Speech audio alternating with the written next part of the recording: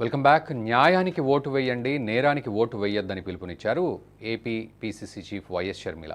కమలాపురం నియోజకవర్గంలో ఎన్నికల ప్రచారం నిర్వహించిన ఆమె జగన్పై మండిపడ్డారు. వివేక హత్య కేసులో అన్యాయం జరిగిందనే తాను ఏపీ రాజకీయాల్లోకి వచ్చానని, ఎంపీగా నిలబడ్డానని తెలిపారు. వివేక హత్య కేసులో న్యాయం జరగాలని ప్రజాకోర్టులో కొంగు చాచి పోటీలో ఉన్నామని తెలిపారు.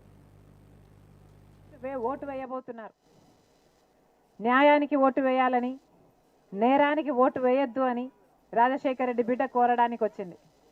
వివేకానంద రెడ్డి గారి హత్య జరిగి 5 సంవత్సరాలైంది. అన్ని సాక్ష్యాలు, ఆధారాలు అన్ని అవినాష్ చేయించాడు అని చూపుతున్నా కూడా ఈరోజు జగన్మోహన్ రెడ్డి గారి గుడ్డిగా నమ్మి అదే అవినాష్ రెడ్డికి టికెట్ ఇవ్వడం జరిగింది. ఈ రోజు వరకు కూడా వివేకానంద రెడ్డి గారికి ఆత్మశాంతి కలగలేదు. ఆయన కుటుంబము, ఆయన బిడ్డ ప్రతి గడప, ప్రతి కోర్టు, ప్రతి పోలీస్ స్టేషను న్యాయం కోసం తిరుగుతూనే ఉంది.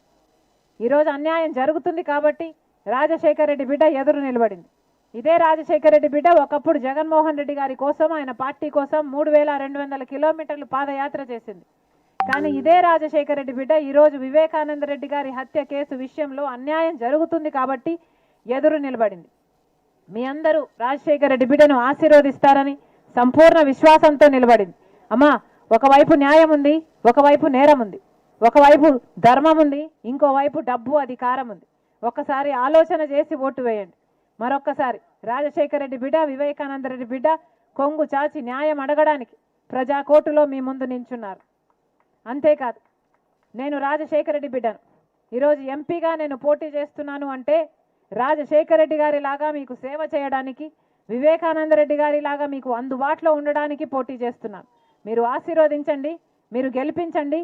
ఈ రాజశేఖర రెడ్డి బిడ్డ మీ బిడ్డ అవుతుంది, మీ బలం అవుతుంది, మీ గొంతు అవుతుంది, మీకోసం కొట్లాడుతుంది.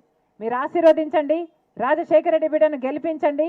మన బిడ్డల భవిష్యత్తు కోసం నేను పనిచేస్తా, ఈ గడ్డ మీదనే బతుకుతా, ఈ గడ్డ బిడ్డలకే నా జీవితాన్ని అంకితం చేస్తా.